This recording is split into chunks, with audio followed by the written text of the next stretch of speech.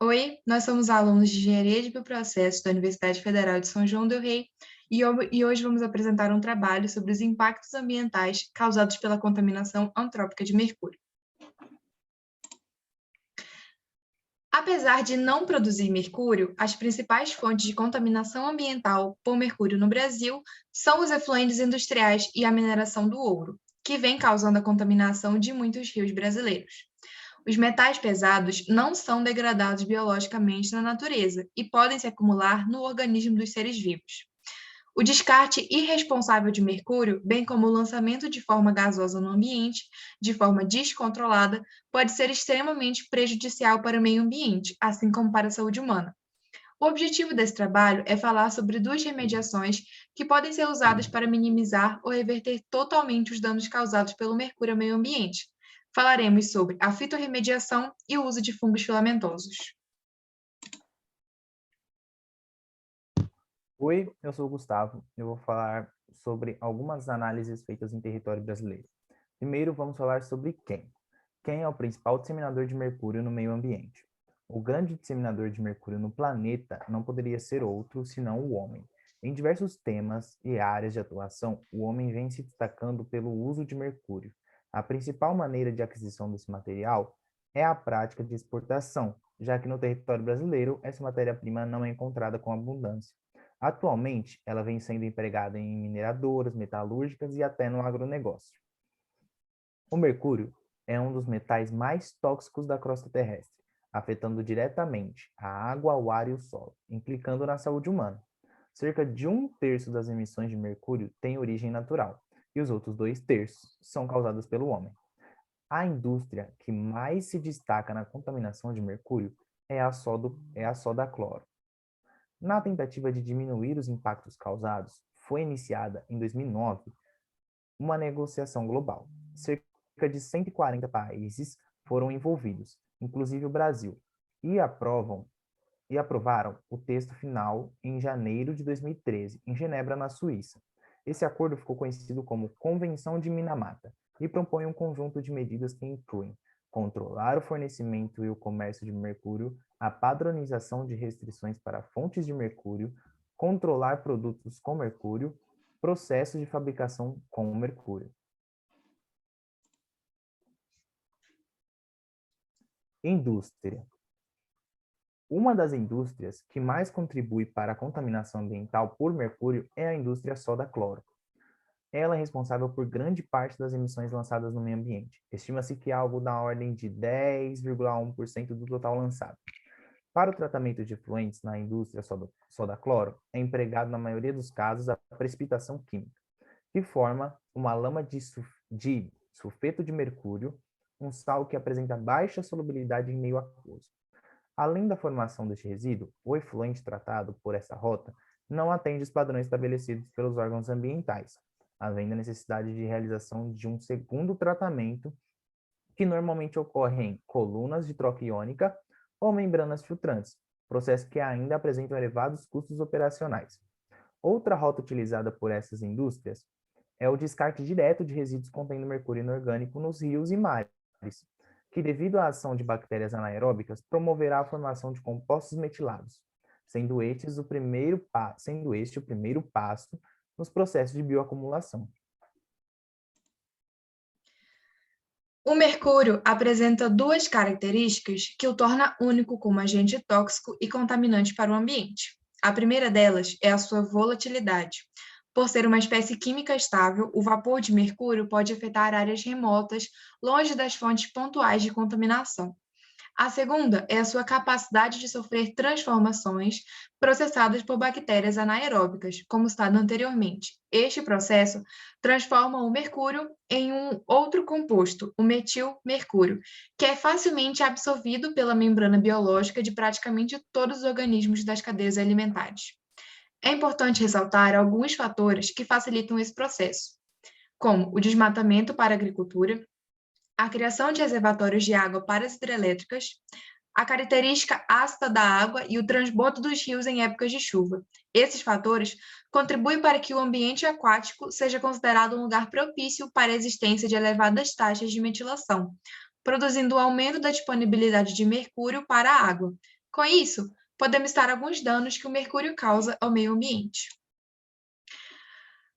O empobrecimento da fertilidade e contaminação e inutilização do solo. Devido às suas características tóxicas, o mercúrio, a depender da sua concentração e quantidade, pode contaminar o solo, tornando-o infértil e, consequentemente, inutilizável pela agricultura.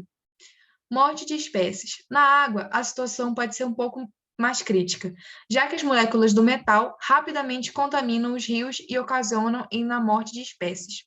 Se ocorrer em lençóis freáticos, empregado abastecimento de populações, podem tornar a água imprópria para o consumo. Formação de compostos metilados, bioacumulação, alta toxicidade e letalidade. O mercúrio, juntamente com alguns sais e outros organismos, formam entre si compostos metilados. Estes compostos são extremamente nocivos e tóxicos ao meio ambiente e ao seu funcionamento.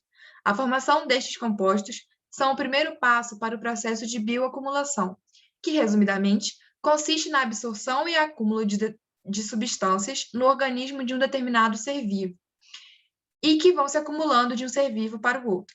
Esse processo afeta principalmente os seres humanos, pelo fato de estarmos, tecnicamente, no topo da cadeia alimentar. Dentre os problemas de saúde que a acumulação de mercúrio pode causar, temos a má circulação sanguínea, a irritação e corrosão do sistema digestório, a insuficiência renal, a deficiência dos alvéolos e distúrbios neurológicos e paralisias. Falando da primeira ação mitigatória que a gente vai trazer, vou falar sobre a fitorremediação. A fitorremediação se refere no uso de plantas hiperacumuladoras na descontaminação do solo, água e ar que foram poluídos por metais pesados, principalmente o mercúrio.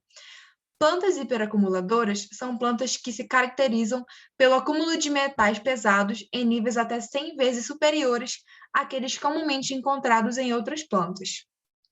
Além disso, elas diminuem os teores a níveis seguros da saúde humana, além de contribuir na melhoria de características físicas, químicas e biológicas dessas áreas. Sobre suas vantagens, podemos citar o baixo custo e a sua sustentabilidade, e como desvantagem, podemos falar sobre o tempo para obter resultados, dependendo da perspectiva envolvida na remediação. A fitorremediação possui 5 mecanismos. Os 3 que vamos falar são os usados para remediação do mercúrio ou de algum outro metal pesado. A fitoextração é um mecanismo que se refere na capacidade da planta em absorver o contaminante do solo, armazená-lo em suas raízes, ou nas folhas, ou no seu caule, facilitando posteriormente o seu descarte. A fitovolatilização, ela se caracteriza pela absorção do metal pesado e sua posterior liberação para a atmosfera em uma forma menos tóxica, sendo esse o mecanismo mais usado para a remediação do mercúrio. Agora, falando sobre a fitoestabilização, é um mecanismo que se refere na capacidade que algumas plantas possuem em reduzir a mobilidade e a migração dos contaminantes presentes no solo. Estes 3 mecanismos podem ser impulsionados e se tornar mais eficazes com o uso de plantas transgênicas.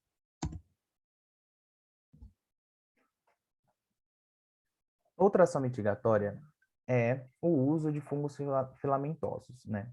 Eu vou falar um pouco sobre o uso desses fungos filamentosos. Ultimamente, o uso dos fungos filamentosos tem se destacado na remoção de metais do ambiente em relação aos outros micro-organismos, pois eles apresentam maior resistência aos metais, o que proporciona um maior crescimento e desenvolvimento em meios que contêm altas concentrações desses poluentes.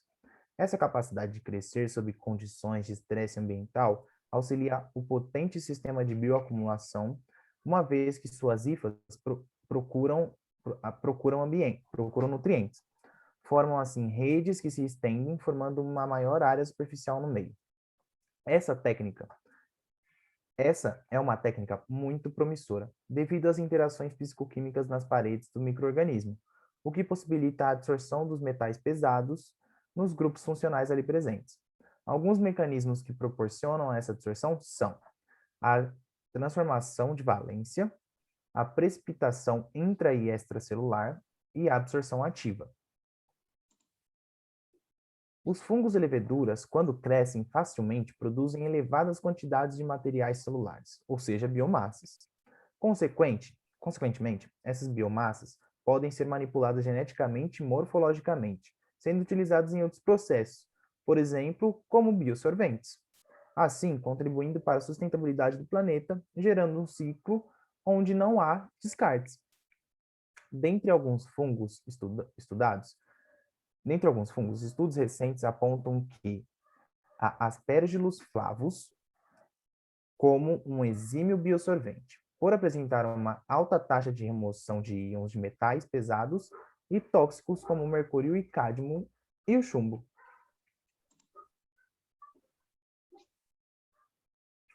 Conclusão sobre o impacto estudado. A geração de efluentes contendo mercúrio ainda é um problema que vai persistir nos próximos anos. Apesar de existirem diversas técnicas de estudos para tornar a manipulação destes resíduos mais sustentáveis, é necessário implementá-las, fiscalizá-las para que sejam eficazes. Os bioprocessos apresentam baixos custos quando comparados às tecnologias convencionais, o que viabiliza o seu emprego em escala industrial.